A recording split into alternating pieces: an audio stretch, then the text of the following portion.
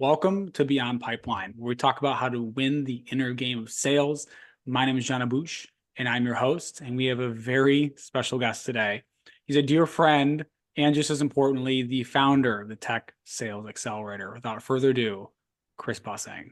Chris, welcome. How are you? John, so good to be here. It's a beautiful Sunday here in Austin.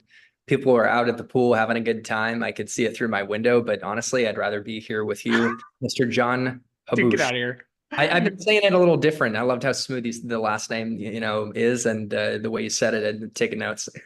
There you go, man. There you go. I appreciate it. Let's dive into it. You and I know each other. We're good friends, and I'm really, really grateful to have you on.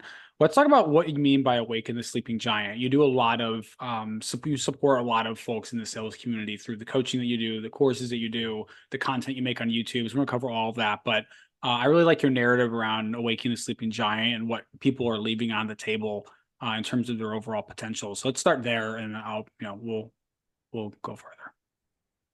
I really believe that tech sales is a path for myself and anyone else out there to become the man or woman in the arena to take massive action, become more self-aware, learn through failure and rejection how to become more confident and resilient, and ultimately tap into your full potential, the most impactful, badass version of yourself possible. So tech sales for me is an arena, and it's a training ground for self-development and self-expansion and even entrepreneurship. So I believe all of us, we were born as babies, right? With all the potential in the world. We were fully confident, fully self-expressed, and it's easy to disconnect from that over time.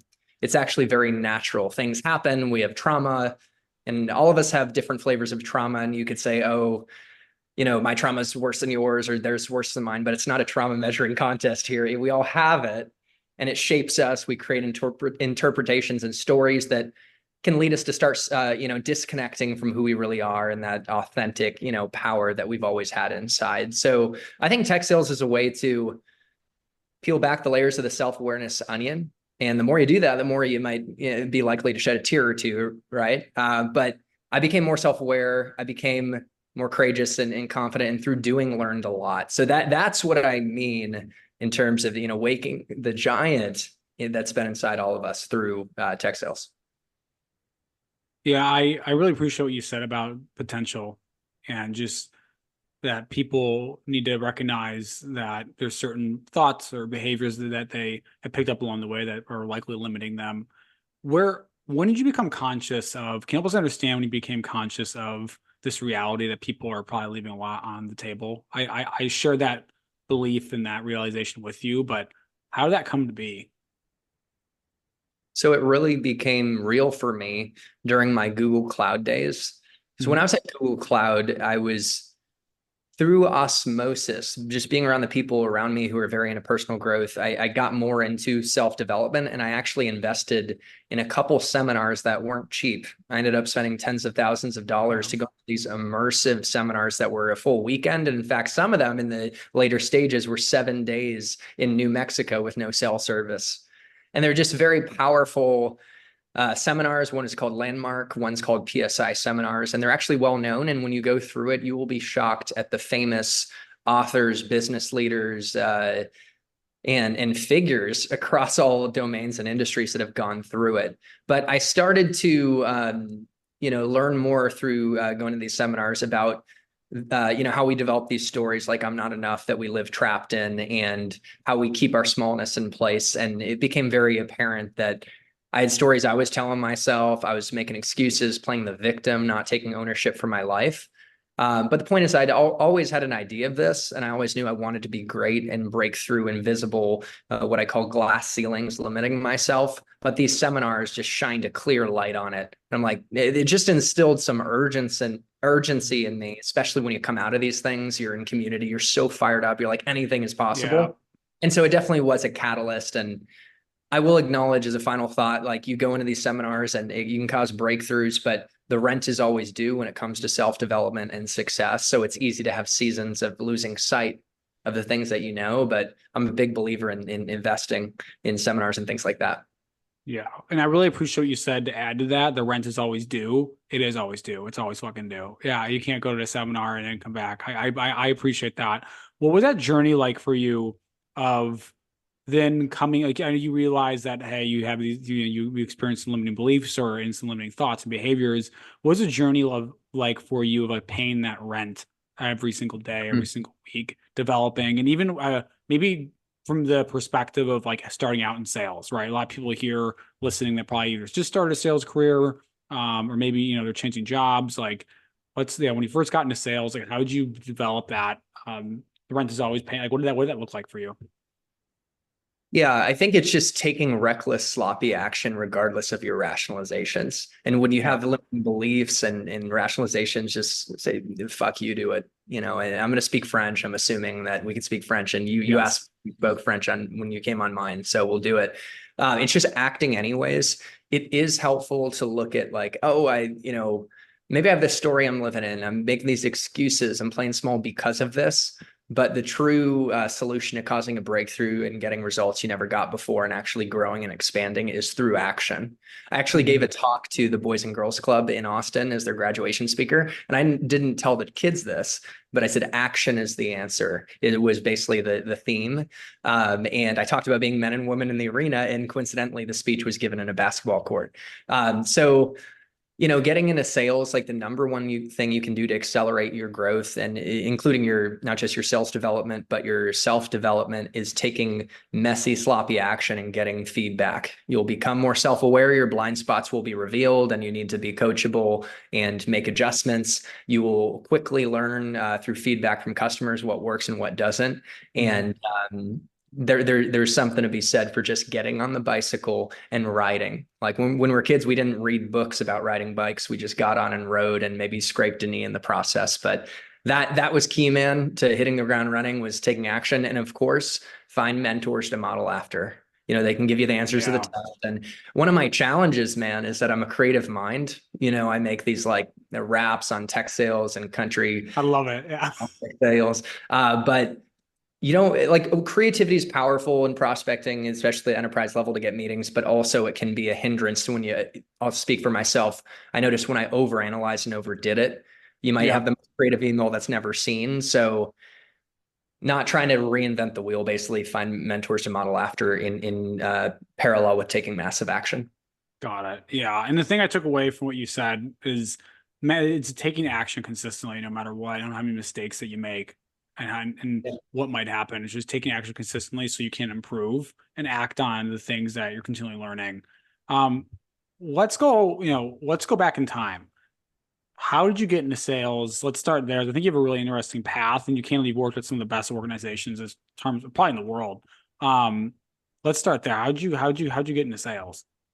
I want to wind it back a little bit to Naples, Florida, the Okay. hometown that I grew up in. And I grew up in a bubble where people clap for the sun as it sets in the Gulf of Mexico in the ocean. A lot of old people. It's a great retirement community, but I knew pretty quickly that I wanted to get out of there. And that's the Mhm. typical choreography for anyone who grows up in Naples. But one thing I did at an early age, it was just something that was within me, was I constantly pursued change, and I pursued change intentionally. With change comes, discomfort and uncertainty for sure. Mhm. But on the other side of facing that is resilience, confidence. And the more we pursue, change, the more experience we have, the more perspective and ability to relate to more people. And there's just so much, joy that comes from it. And so examples of the changes that I intentionally pursued was I grew up in that bubble. Well, I went to DC. I went to Georgetown University, which was much more diverse. You're in the nation's capital. I studied abroad in Madrid, Spain, speaking a completely different language. Now I did, study Spanish, so that helped me. And then, just fast forwarding to my career in tech sales, I went with Oracle to Boston, and I chose Boston. I could have stayed in DC, but I wanted a new experience. And I went to Austin, briefs with Google, got promoted from inside sales to field sales, and went to LA. That, it was a leap. I took my whole life in Austin, all my community, and ripped it off like a blank canvas starting out again in the pandemic. I got depressed. I got knocked on my what, but then I Mhm. realized, oh, Austin's where I want to be. So that's just a quick trajectory on all the change I've pursued, and I've just grown so much from it in terms of relationships and experience. So that's a core value that early on I embraced, was pursuing change, knowing that there's just discomfort, but growth comes along with it. I will tie a bow on this quick thought, saying that now at this stage in my life at 31, I have a lot more clarity on who I am, and I actually value the opportunity to be planted and rooted in Austin, to build great relationships with you, my good friends, to really focus in, because it is quite chaotic when you pursue change. And if you're constantly changing, it's hard to stay grounded. So I'll acknowledge that. I'm happy to then go into I wanted to make a quick point on my education at Georgetown, and then go to, Oracle, Google, and my startup, but we'll Go for toss it. it back to you just to No, confirm. no, dude, Okay. go for Yeah. it.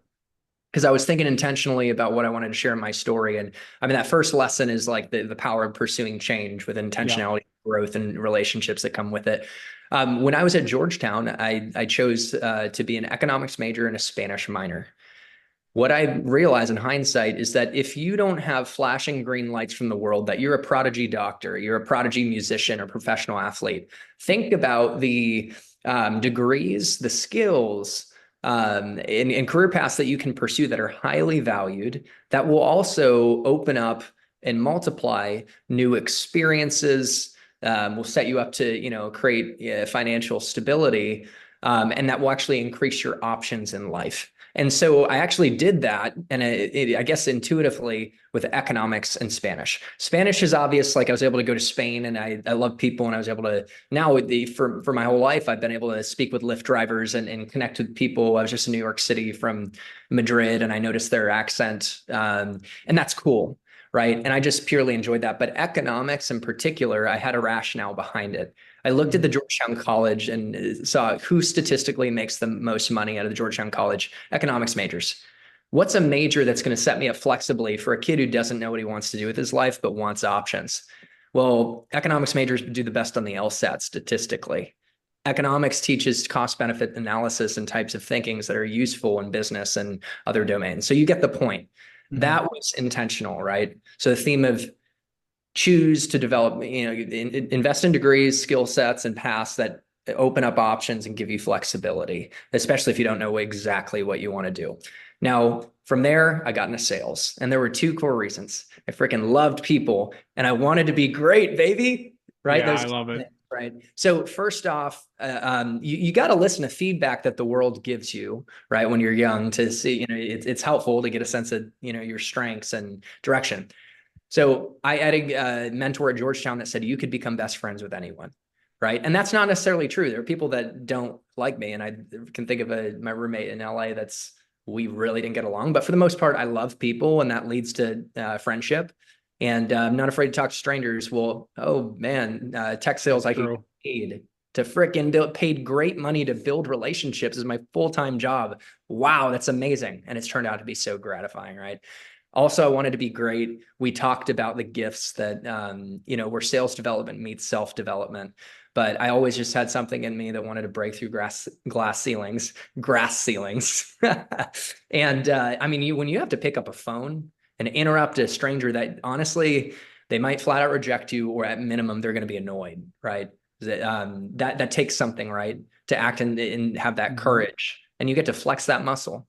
I got to hear like, oh, Chris, like, you honestly talk too much, and your ego's getting into these discovery calls. You think you're trying to prove yourself, like, and I still, these are things that I became more self-aware of, and I still need to manage today. But it shined a light on me. Like, it's not comfortable, but oh, if like sales is demanding, I become a better version of myself if I'm going to be successful. So you already, that's a taste there, but like, the self-development and the path that's opened up to actually be great, whatever that Mhm. means, has been amazing. And oh, dude, I could go on and on about some of the fruits, like the financial freedom, the rich network, entrepreneurial skills, and all that. But I'll pause because I could go on forever. So back over to you. Yeah, no, I appreciate you just giving a synopsis of just your focus on Well, one, just like setting yourself up for success from college, and then looking, okay, how can I change? How can I become great? I do want to walk through because you have worked at Oracle, you worked at Google.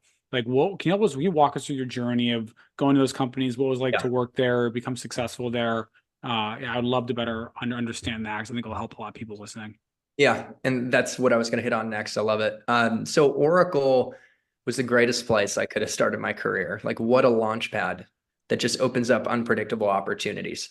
The first thing is the Big O gives you amazing training. They're paying Yeah. people six figures to train you in sales. You have customer engineers that will train you on the product.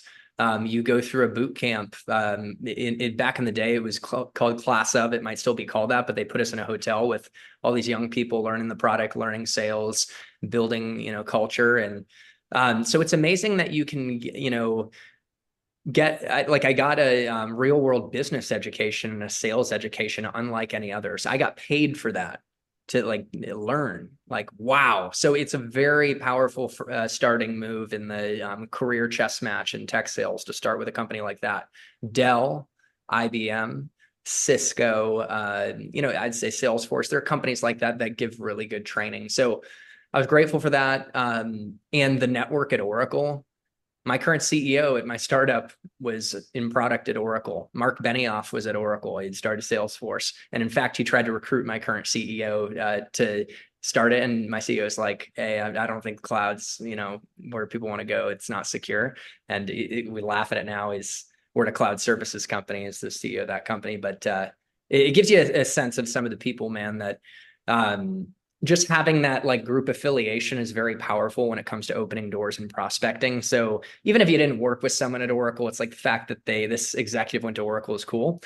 And not to mention just looking back, hindsight's 2020, but I've got friends in all the high tech places at AWS, Google. Like I'm trying to think like startups that have gone on to be authors. So it's like there's so many salespeople at Oracle, and you meet some good people. So yeah, the training, the network, just having that brand recognition, like Google, getting to that next step. Google recruited me.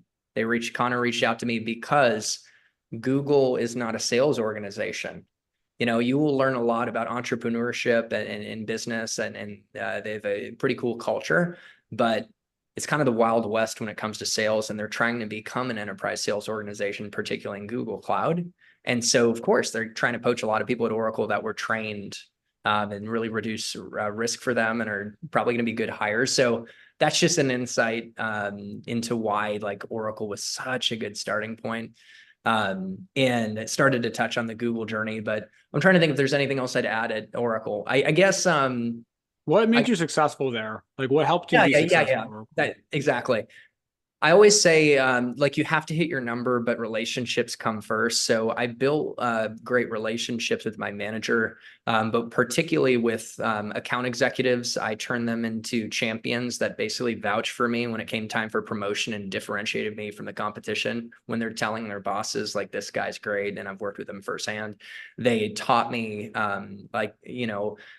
the deals I sourced that closed, I asked them to walk me through every stage of the deal, and even down to like negotiations and back end paper processes and challenges later in the sales cycle. So I could go confidently to a hiring manager for an AE role that had concerns about lack of closing experience for SDRs. And I could say, hey, I didn't maybe close a deal, but I sourced these deals that closed, and I worked with Jim Mullane, and he walked me through every step. And I can walk you through the deal as if I closed it myself. So I want to show you I'm ready to hit the ground running.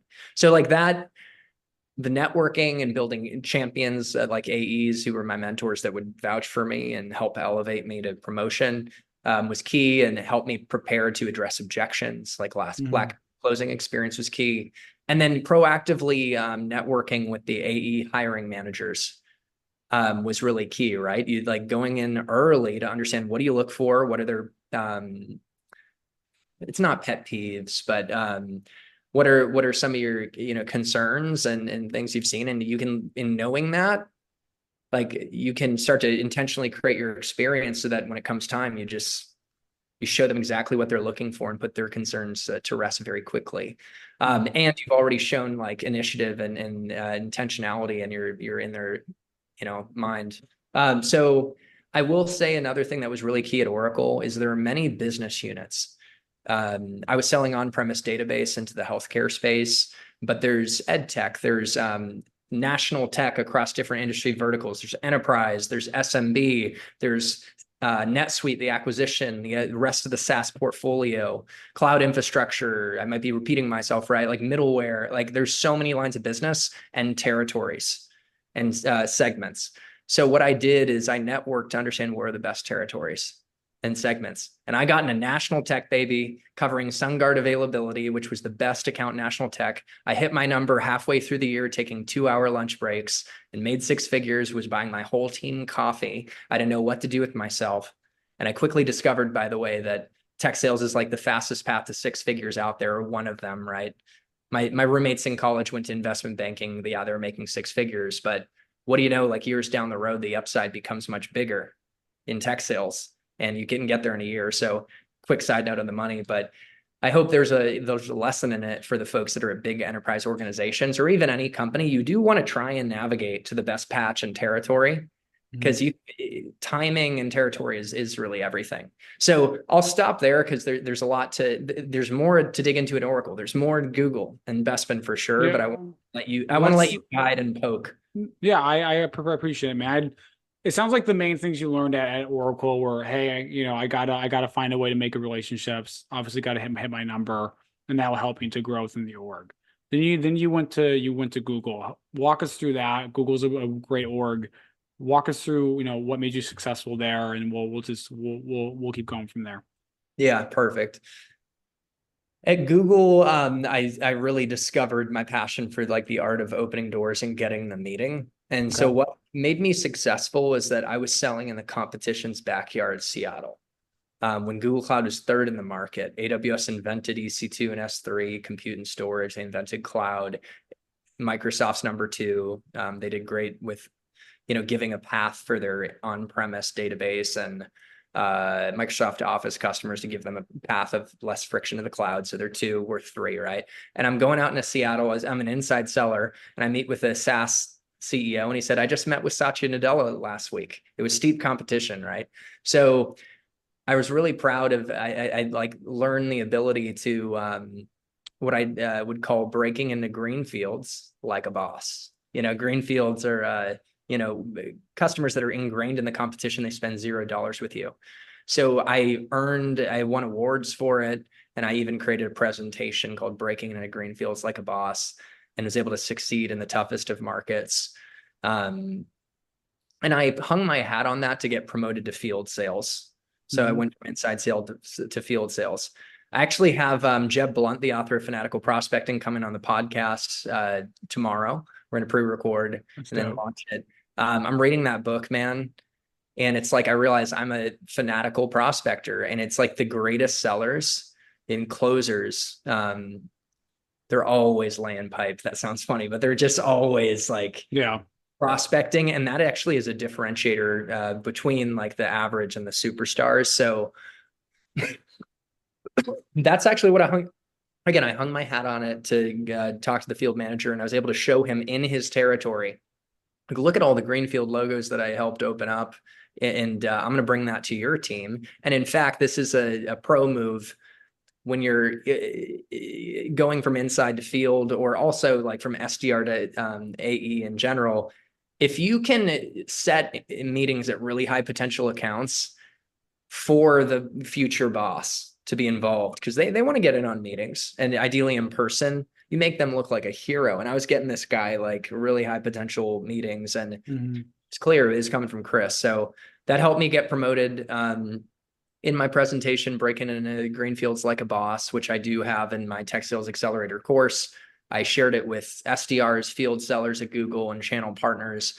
It's got 5 principles that we could dig into that I kind of, when I looked at the real world examples of all the responses I got, hey, these are some of the principles that led to success. So I could click into that if you want to. Got it. Yeah, no, I appreciate that. It sounded like for you, it was really the prospect enable you to be successful at Google and making sure that you were just doing that every single day, diving in. let's do a quick overview of some of the five principles and like maybe one or two that were like the main points, and then I want to talk Yeah. a little more about the where you are today, and then the mental side of Yeah. sales. Yeah. And I will throw out there, when I was at Google, that's when I started to get heavy into personal growth. So of course, like doing those seminars, I was able to take the principles and apply it to Hmm. sales. It's amazing how personal growth seminars, like the core of being a high performer in life and fulfilled, are like principles that are it just apply in sales, and it's just pretty awesome. So, and I will say at Google, and this might feed into the next topic on where we are today, but that is when my hiring or my manager Mark Hall said, Chris, you should start a YouTube channel, and the rest is history, right? So it was definitely a big catalyst there. Okay, so the five principles are: number one, relate like a rock star. Number two, channel your inner hostage negotiator. Number Hmm. three, give to get. Number four, throw in some special sauce. And number five, always be closing. That last one, I mean, it's a little cheesy. Well, they're all cheesy, but let's walk through the different ones. Like relate like a rock star. According to psychology, I was reading Psychology Today, the impact of calling out perceived similarities between you and I are so much more impactful when like virtual or over an email than in person. And it actually really does create a strong context of relatedness. So when it comes to really high potential prospects that are worth our time, maybe even the whales that could change our quarter and year, it's worth putting in the work for hyper personalization. That's Hmm. just relate like a rock star is really my way of saying hyper personalize. So I had an executive that was at a Martech company that was all on AWS, and he called me back in response to an email, and I threw in a voicemail too.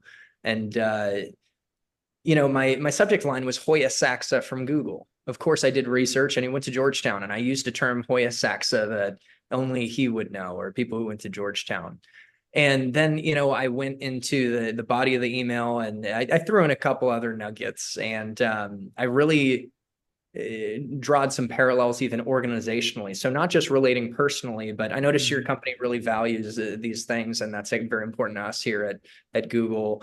Boom. So I always throw in some degree of personalization for the accounts that are really high potential, because Hmm. it's hard to scale it, and that's what relating like a rock star is. And again, it's personally and organizationally. So I'm happy to go on to the next one, by the way, because we could really go into the We weeds can on dive it. into it. Yeah. What's the one thing that people need to do when prospecting? What do you think people miss in prospecting? Going back to your principles, like what do you think people miss in prospecting that your principles point out? Because I think that would probably help, and then we keep moving. Yeah. I think the next one, channel your inner hostage negotiator, is pretty important. Um, Hostage negotiators are able to work with the most irrational, emotionally charged people in the world and actually open up get them to listen and even influence them. It's just unbelievable, and it comes through extreme empathy. So relating or channeling your inner hostage negotiator comes down to really being able to put yourself in the customer's shoes and show them you get their world, and to frame what's in it for them. And I don't know if this is groundbreaking, because I think you see on LinkedIn and all the folks out there, we all talk about this and get it, right? Mm. Like empathy and understanding is the gateway to influence. So but I think like for anyone who hasn't done any sales training or really invested in developing their sales IQ, it is an easy trap to fall into, to say like, hey, um, I'm so and so at XYZ company, and is how great we are. Here are our Mm. recognitions. Yeah. Like, and it's easy, like when you work at a great company like Google and Oracle, or even in my current company, we're AWS's Global Managed Service Partner of the Year. We're recognized by Gartner for 7 years in a row, but do they really care about that? It can help in a conversation to show some credibility, but do they really care? Like, we do these things. They care very specifically about what's in it for them. We helped a company like you, and ideally, the more specific, the better. So Yeah. we I agree with to this. We helped a Series B fintech company like yourself, also in the local Austin market, who's running into challenges with their AWS bill being 20% higher than they really wanted it to be. And we were able to come in and immediately impact those savings and free up cash to invest in other areas of the business. I'd love to explore if we could, produce some similar results for you. So I think, yeah, really, when you reach out to a customer, showing that you helped a customer that's in their vertical, similar stage of growth in the local market. And what I realized is, like, when it comes to channeling your inner hostage negotiator, I felt framed a relevant problem that they're probably facing. I talked about it, like the impact of 20% savings, but I also could do an even better job by like researching their latest news and seeing if Yeah. there's a compelling event. And so, but you get the point. So I think that Yeah. one's important. And just to wrap up the others, then, like, give to get, the law of reciprocity is a real thing. So I've seen that, like, at Google, when I offered experiences to connect with trusted advisors or go to Google Cloud Next, which not all companies will give you that opportunity. Like, Google's a massive company that can put those on. Getting someone in an experience, like at an event, networking, learning things, or at a dinner or lunch, is like multiple sales meetings, and it's just Mm. framing that value is a great hook, and you're going to greatly increase your chances of getting the meeting. And then throwing in special sauce. I remember I got a meeting with the CMO of Sur La Table, and I just was kind of quirky. It's what we call googly, like bringing your full self. And I told an anecdote to the CMO, who's, the products are her baby, right? She represents the brand. She cares about the voice of the customer. I said, my mom bought me a macaroon making class and I didn't want to go, but then I ended up going, had the greatest time, and found myself on the T, which is the subway in Boston, sharing macaroons with strangers arm in arm or something. And then I like led into channeling my inner hostage negotiator and referencing, I noticed you spend millions on Google ads. We helped another company like drive top line revenue by this much, blah, blah, blah. But that was an example of throwing a special sauce, like showing your I personality, like it. Yeah. being quirky. And then finally, like always, end in a question. I always be closing, right? And I guess I'm thinking through the lens of emails, but data lately says simple based calls to action, like interest based calls to Yeah. action, or like, oh, it would be worth a further chat. Bob, does it sound interesting to you? But what I actually did at Google, when I think about it, was just framing opportunities in the world to discuss mutual growth. And I feel like the way I worded it was just nice, like opportunities for mutual growth, to educate you on areas of our differentiation that are relevant to your business. So I made an ask for a time, but also made it, again, even in the ask, framed some value. So those are the principles. I like that. I Yeah. like that. Yeah, I think what will give people value is they're working to prospect or just trying to hone in their game. Because again, the prospecting games, um, the principles are the same, but it's changed a lot too. So I appreciate that. I do want to dive more into the mental side, right? I think we talk about self development, things like that. Um, I know you mentioned you were at Google Cloud, you moved to LA, you got depressed. I'd love to walk through what that process was like for you. Of like, what was it like to go through that challenging time? How did you work yourself out of it? Because I think that's going to be where people really resonate with you. Because of the person you are today. So I'd love to better understand and walk through that journey of how'd you get, like, what happened? How'd you deal? How'd you work with the depression? What was it like for you? And how'd you work out of it to become the person that you are today? Yeah, I think that I took a massive leap. And as I described before, I took my life in Austin and ripped the page off the canvas and started fresh. And what do you know, the pandemic happened. And for a serial extrovert that feeds off people, and Yeah. that it was rough to be locked down. And I also was looking forward to Formula One races, Bon Jovi concerts, and March Madness with customers. It was going to be this glitzy, so the field sales role. And so my expectations were so high and they just came crashing down.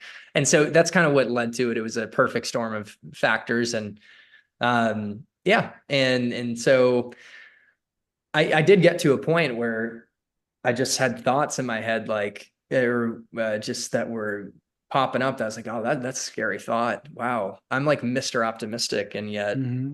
everyone counts on for support. And I feel like I got nothing. And I didn't want to get out of bed. And it was a true depression.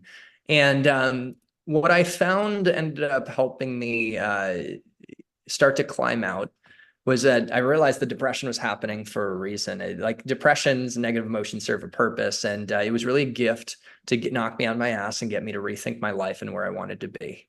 I was so attached to Google and Chris at Google, right? But I had an opportunity to step into Chris busing, not Chris at Google. And I just think I was very it helped me realize I'm so attached to the fact that I work at Google. And it's even my mom was like, I have to say it, I'm proud to tell the other moms that my son works at Google. And that's dangerous to get too attached, to attach our identity to that. And I also noticed that my identity was, which is normal, where I was really attached to my performance. And I was struggling. And really, most everyone was. Maybe some people hit their numbers, but Google was even paying like a baseline commission just out of almost sympathy, which is probably not the right word. That was really nice of Google to do, but people weren't hitting their numbers, but it's easy to personalize, right? And I realized, man, I'm so attached to the outcomes. And there was an opportunity not just to detach from like connecting my self-worth to Google and that prestige and stepping into Chris Bussing as intrinsically valuable, but also to that same point of being intrinsically valuable. I'm Chris Bussing and I'm valuable in spite of my performance, right? And I just remember this guy, Aluba Phoenix, who is an executive coach that at Google, of all things, they hired him as a sales trainer. He was just a beast. He would sit in like a throne chair. And I forget if he was like Irish or something. And he said, Chris, like the biggest mistake people make in sales is they have a down year and they think, oh, I'm no good. But it's the seasonality of sales and in life, and it doesn't mean you can't blow it out in the future. And so he was really helpful in giving me a perspective that this isn't the end of the world, even though I felt like it because I just wasn't on hitting my numbers.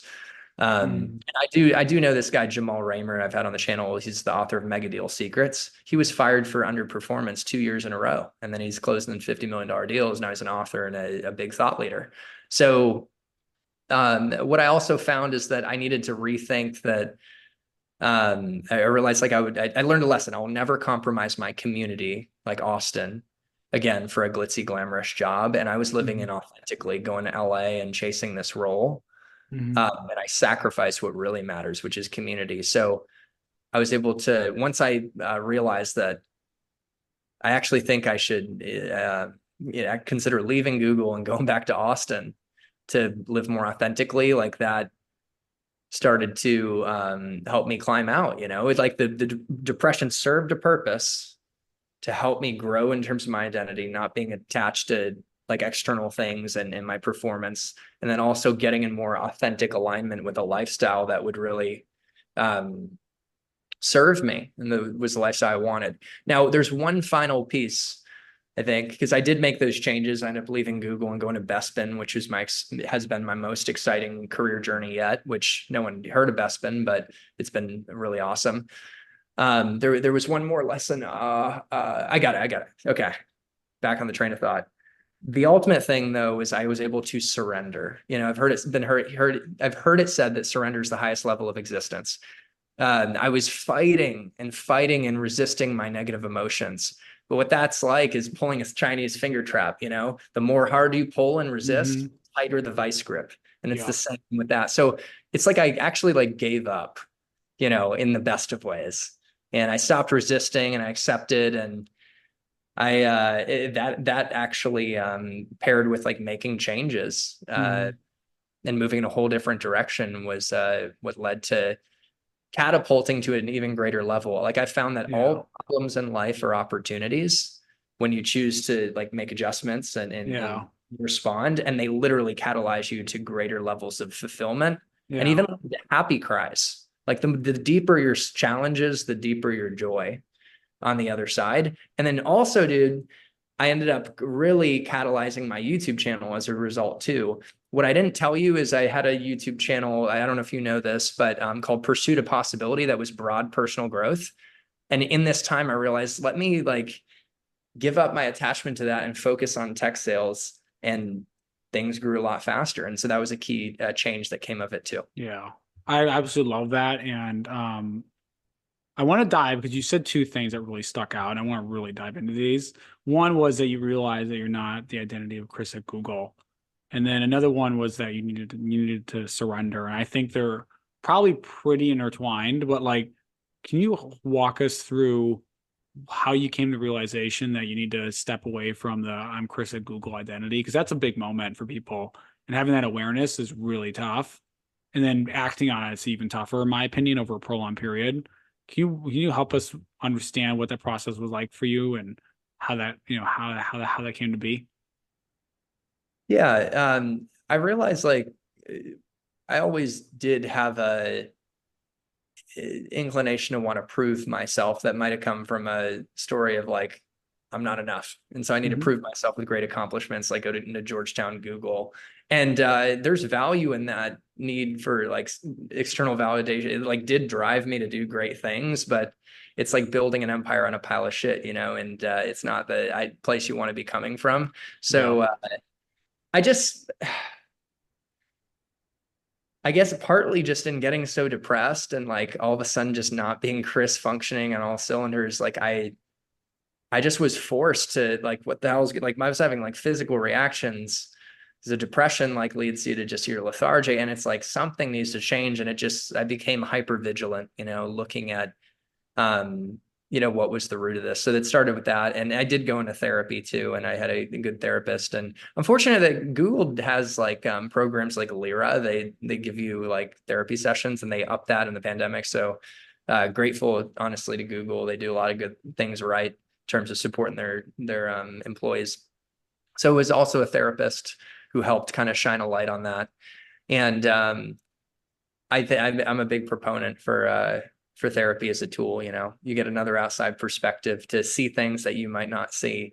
So yeah, and I'm not sure if I even fully answered the question, but that's kind of what came up for me so far. And if you want to, Yeah. I would love to dive in further. It's not like again, like getting out an outside per perspective, pausing, but like what was the process like or once you realize, okay, like I need to stop being Chris at Google, like and like maybe finding a new version of yourself, right? Or yeah, rather creating one. I think we create them, we don't find them.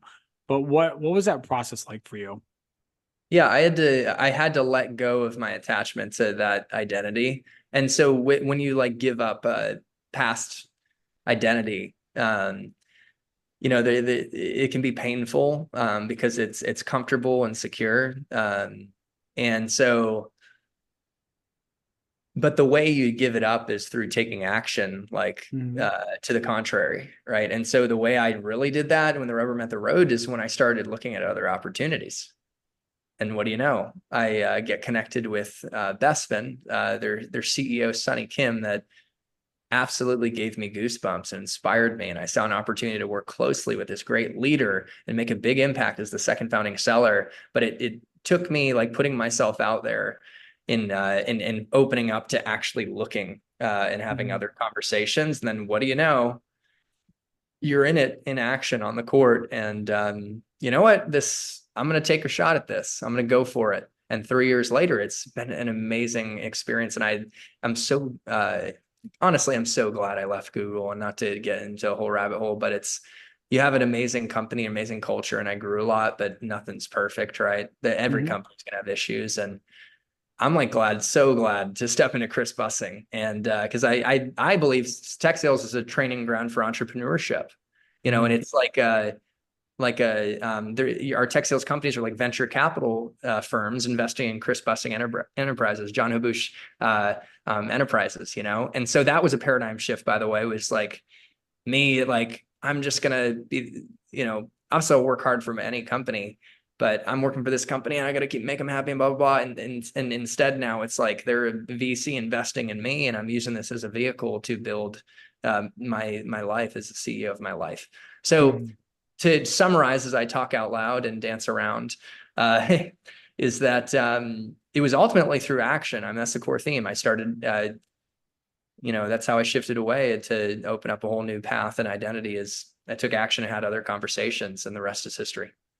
Yeah, I appreciate that point on taking action and just having willingness to continually get uncomfortable. What changed about you the most when you went from Chris at Google to Chris Bussing? Hmm.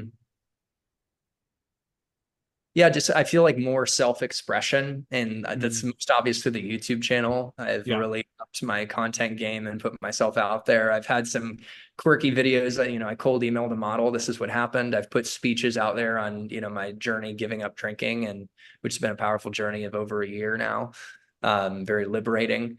And so I focus on tech sales for sure, but I'm willing to put, other aspects of me out there.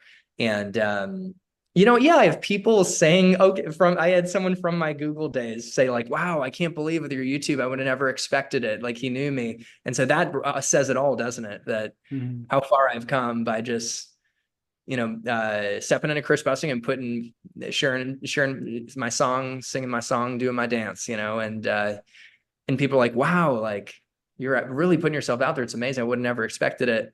And to me, it feels so normal now. But it's 3 years in, right? And I do want this path, this journey, like I think of myself as a human experiment. And I just want to encourage people through my own action to take courageous action, go for what you want in life, and really share yourself fully, so Mhm. that you get to your deathbed and you don't have regrets. You can say you fully lived. Yeah. Yeah. And I respect the fuck out of that. Because I think you and I share that. Yes. Let's you're very growth oriented, you're very skill development oriented. You have Tech Sales Accelerator, we have the YouTube channel. Like what drives you to build all that? Right? What drives you to want to go and build all that? Now you've been doing it for 3+ years. Like, can you walk us through? Because a lot of people I think want to do stuff like that, but they don't. Right. So what drives you to go do all that? It's like I wonder what really drives me, deep down, like if I got real deep. And it's almost like there's a necessity that I can't not do it. And Mhm. it's part of my identity. Like it's something in me, like said that I wanted to be great. And I told Yeah. Rashonda Grimes, my hiring manager at Oracle, that. And she said, I tell my daughter that every day. And so she probably has that in her too, but there's something in me that always wanted to stretch myself. And I think that the highest performers, and Brendan Burchard, who we appreciate, both of us, calls this out in high performance habits. They have their identities like tied to that success. And he mentions a habit of raising necessity. And so Mhm. it's almost like a necessity. And so I think that's part of it. And I think that can be cultivated for sure, but there also is just maybe something to do with my wiring. Um, I also think of like Gary V, and he says like he loves the grind and there's nothing Yeah. wrong with it. And I know we both do. I freaking love it. And Elon Musk talks about like I don't really want to have a Corona on the beach.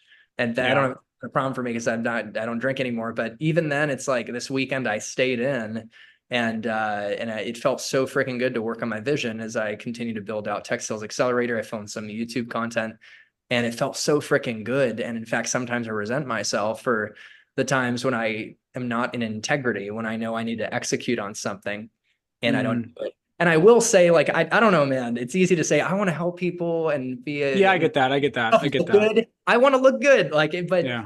it's like how much ego is tied to the helping people. Yeah. I will say, like, what I've discovered is people have reached out from YouTube videos, said that you helped me get a job. And it's really gratifying. I have one video that has about 11,000 views. That's like 30 interview questions. That one actually is really valuable. It's like 30 interview questions you're going to get as an SDR. And it actually is, that one alone has helped people get jobs. We've had some good interviews with like Kyle Coleman, who you probably know. He's hired Mhm. 200 SDRs. That one got like 20 freaking thousand views or more. And it's helped people. And it's very gratifying to hear them say that like my That is videos. awesome. Yeah. And then people I've coached, I had someone that like was getting their heart broken like with top companies like Datadog and Greenhouse Software and some other good names, and they had a great background, but they just couldn't get over the edge. And they did formal coaching with me, and we got him a job at Snowflake. Now he's the number 6 SDR of like 130, and he's getting promoted to account executive. That is so Mhm. fulfilling. And so what I've learned in hindsight is that like, yeah, I do it for that too. It's very gratifying, but I also don't want to, I want to find a balance, right? Like, but I do think that, yeah, I'm pretty meaning and impact motivated too, Yeah. Like, the last thing I'll say, man, is as I think out loud, is that it feels good to close a deal. You get like a drug hit, you get some Mhm. some money, but helping someone launch a career and open up a whole new life trajectory that can impact them and open up unpredictable opportunities, even for their family, if they have one, or future family, is unbelievably meaningful. And so that, if I could tie the majority of my dollars to that and my time, that's the goal. Yeah. Yeah. And I can feel that in you when we just talk and when we hang out, which I'm so grateful to have you as a friend. Um, in addition or riding on the back of that, what do you think makes it so hard? You're very much about change. You're very much about the sleeping giant as we started off. Like, what makes it hard was so hard for people to change and to grow, right? Because I think it's this saying it's one thing, but actually doing it's a whole nother. What makes it so hard for people to grow and change? I think that what we don't realize is there's a hidden payoff to staying small and staying the same. Okay. We get to be right about our smallness, and human beings love to be right. So I think that right there is so powerful. People don't realize there's a hidden payoff to staying small and comfortable. You get to be right about your smallness, and you get to avoid the responsibility and the work required to tap into your greatest self and potential. But that's where the meaning and the joy is found. Yeah. In the challenge, in the growth, and the upward aim. That's literally the secret to joy. It's not even the destination, but we get to avoid taking that on when we stay small. But so that's, we get to stay comfortable. That's nice. And we get to be right about being small. Now, I will say, just probably hand in hand with that, fear of success is a big problem because it threatens our current identity, going back to comfort. And we don't know, it's uncertain how we will maintain the success and sustain the change. And so I deal with that myself, right? Like, there's probably more I could be doing to blow up my business and other things. And sometimes self-sabotage comes into play for that reason, actually, the fear of success. So those are some of the reasons that, jump out to me. Yeah. It sounds like it's the comfort of staying where you are, and then it's the potential fear of success. Two good threads. Yes. How does someone become aware of when they're in that, like, hey, I'm really comfortable with where I am and I want to stay here? How do people identify when they're there? And how do they create enough momentum or leverage to be able to get themselves to change? Yeah, I mean, you just have to be honest with yourself. Like, it's honestly, it's just on the person, like, to actually care, to want to be self-aware, and take the time to reflect, and hopefully you have some good friends in your life that can give you feedback. Like, I feel like you're the type of friend, as well as Trent and a buddy Jay, that I want you to meet, that will actually not let me be comfortable. So I think that is a powerful secret, to have people in your life that Appreciate don't you. let you get comfortable, man. And I also, my therapist, Suzanne, she gives me tough feedback, which I love. She's I like, love it. I'm about to give you some tough feedback. And she does. And I'm like, that's why, like, you have a therapist, right? Not just to listen to you, oh, that sucks, and you just vent, but like give you actual feedback on how you could be improving. So friends, and we'll throw in mentors too, right? I've got a couple really good mentors that I'm so important, right? Like, one has been a professional speaker of 20 years, and that's part of my vision, is to be a professional speaker. And then another's was a tech sales guy that founded and exited 3 companies, right? And so 2 great mentors there, and they challenge me. They really do. So I think that's key. And I will say, back to the depression, one thing I didn't hit on is that what led to the depression and some of the lowest lows in my life is I actually did get comfortable. I was sitting in my, apartment, like I took a meeting with an executive just in boxers in my bed. And it's like, I had a period where I was almost in denial, and I got comfortable. Like, I'm like, oh, I made it to field sales at 26 years old, one of the youngest at Google Cloud.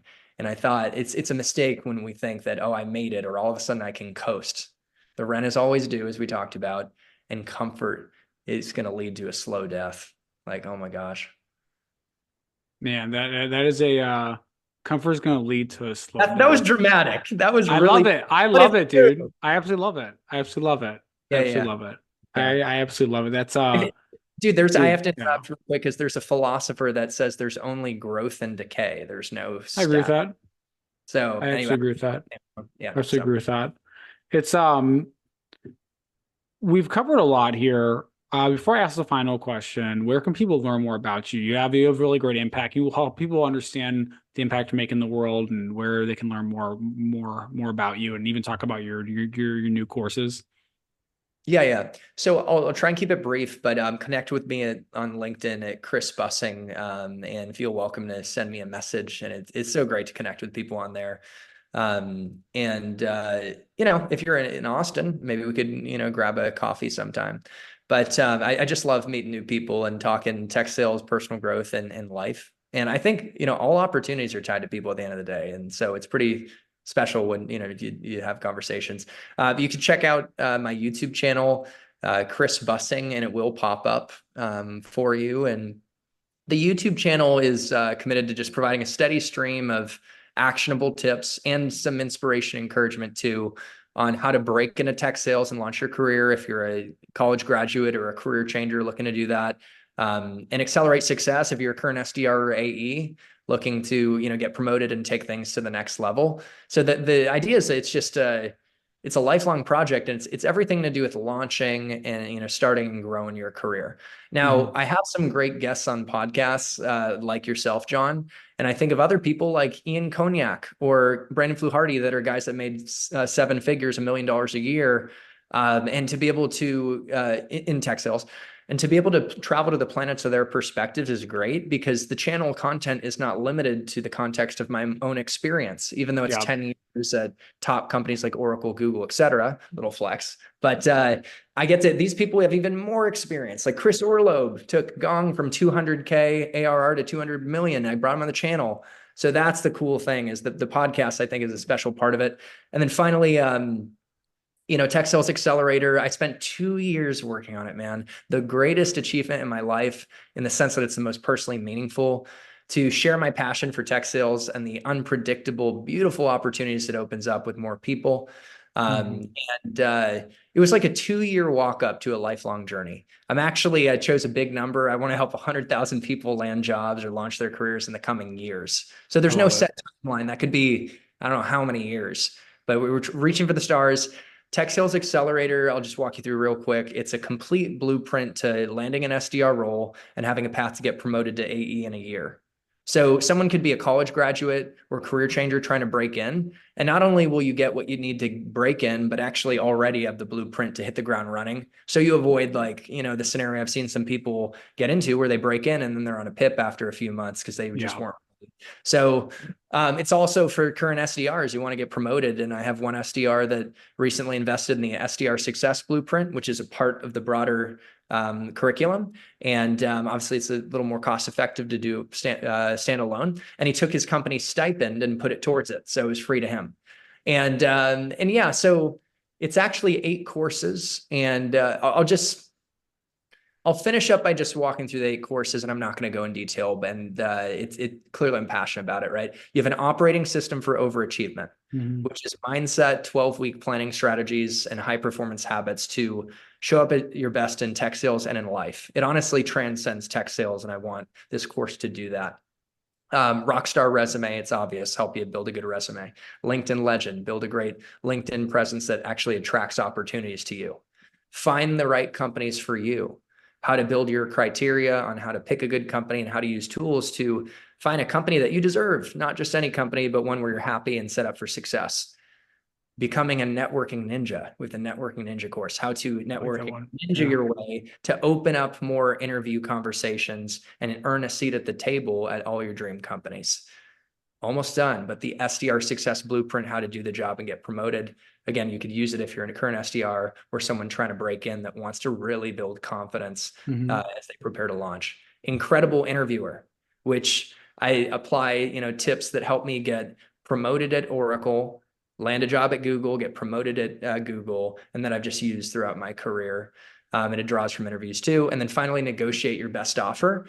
But with that, I'm giving that one away for free, actually. So the final thing I'll say is I have a Sell More, Live More newsletter, and you'll see it on my banner on YouTube, where if you sign up, you get some free stuff, right? Like cold call scripts, interview checklist, 90-day SDR success plan, and I love it, man. a free negotiation mini course. So that's a lot for just signing up for the newsletter. So Yeah. that's it, man. That's my Dude, TED I Talk. love all the content. And yeah, just the amount of thought you put into it has been very impressive. I know you've coached a lot of people, so definitely worth checking out. That being said, final question. If someone listening to this was only going to listen to this part, and they really, and you had one piece of advice to give all the sellers out there, the SDRs, BDRs, AEs listening to this, what's the final piece of advice that you would give them to have a fulfilling life and to be able to outperform in sales? With enough persistence, the impossible becomes possible. Persistence overcomes any type of resistance. If you're committed, whether it's internal resistance and limiting beliefs, or external factors like tough economic markets, tough bosses. And I think that's at the core of all of my success. And I've had deals that I lost to the competition that I won back a year later for the long run. I've had podcast guests that took a year to bring on, like Jeb Blunt coming on, or even podcast guests like Nate Nasrallah, who is an author of Selling Wit, that Yeah, said yeah, no. yeah. He's He said awesome. Yeah, he said no to me at first, and then I followed up like a year later and brought him on, and we had a great podcast, right?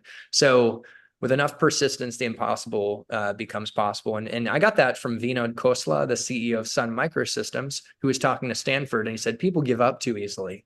But if you really want something, be go relentlessly after it. Yeah, yeah, like yeah. whether it's in business, Love your that, dating life, in anything. So that's what I wanted to share and what's on my heart. dude. I absolutely love it. With enough persistence, you can overcome any obstacle, dude. Thank you so much for coming on. You have a lot to give the world. You're also just have a great heart. So thank you for everything, man. So grateful to have you as a friend, and everyone check this guy out. He's a lot of great content. He's a very good human. So anyway, thank you everyone for watching, and we will talk to you soon. See ya. John, appreciate you, Cool. man.